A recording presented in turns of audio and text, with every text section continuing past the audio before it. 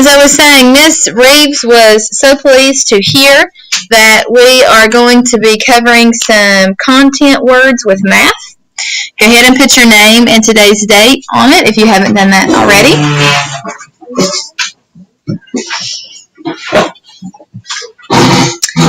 And I would also like for you to go ahead and put the first page there is due tomorrow, Tuesday, 2/5/19. And the second page is due Thursday, 2/7/19. I'm going to go ahead and zoom that out for you so you can copy that down at this time before we take a look at the actual words.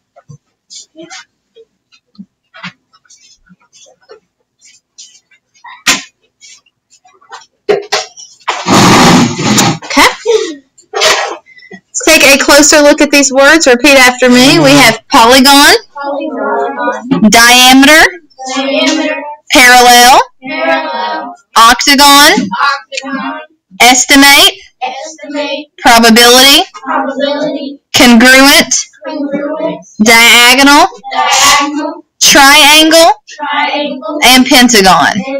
Alright, so these words name and describe lines, figures, and functions in math. A polygon is a closed figure with 3 or more straight lines. Excellent.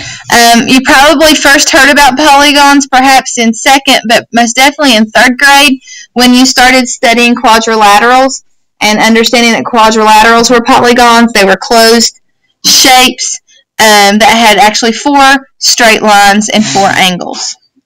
Parallel lines. Lines are always the same distance apart. Always the same distance apart. Good. When you estimate,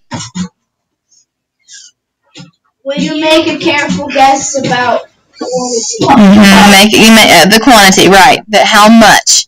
You're making a careful guess about how much.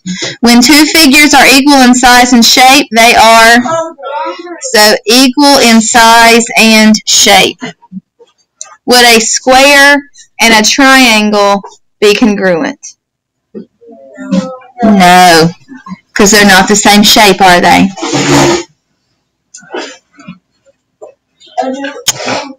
A diameter is a straight line through the center around a circle.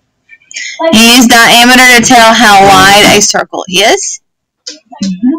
An octagon is a figure with 8 sides and 8 angles. I know they teach about octagons on Sesame Street quite a bit, so you've probably known about an octagon for quite some time.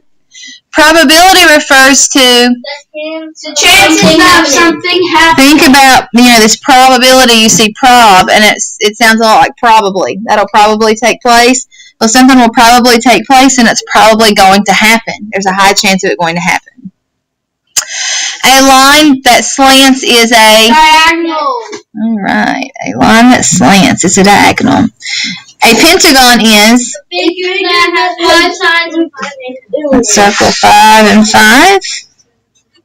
Pent is actually a Greek or Latin base that means 5. A triangle is a figure 3 sides and 3 angles. Again, tri meaning 3. When you were little, before you could ride on a bicycle, you rode a tricycle that had 3 wheels, so you felt a bit more safe and you didn't fall. Okay, so this week, this side's probably going to be a little bit more challenging than the other side because you have pictures here. And so you have to really think about what each picture is giving you an example of. Alright? For instance, if you think real hard about number 8, what word could it not be? It could not be parallel because parallel are lines that always have the same distance apart and these meet. Alright, so use some of your reasoning skills with that. Okay? Let's go ahead and look at number 1. Let's count. 1, 2, 3, 4, 5, 6, 7, 8. I'm going to make sure I count that right. Let's go ahead and number it. 1, 2, 3, 4, 5, 6, 7. No, there's actually 7 lines there. So that will be Polygon? I would definitely call that a polygon. It can't be a pentagon, and it can't be a triangle or an octagon because it has 7 sides, but it is a closed figure with 3 or more straight lines. So for that one, I would definitely label that polygon. But do you see how you've got to sit and think about those? For the last 2, you need to write synonyms. Those words are going to be from the box up here. Boys and girls, there are 10 words up here, and there are 10 possible answers. You will not repeat an answer. Okay? So since we've already got polygon here, these 2 could not be polygon. Remember that is due tomorrow on the 5th. The next side is going to be due on Thursday the 7th. Make sure you write yourself a little note for context clues here.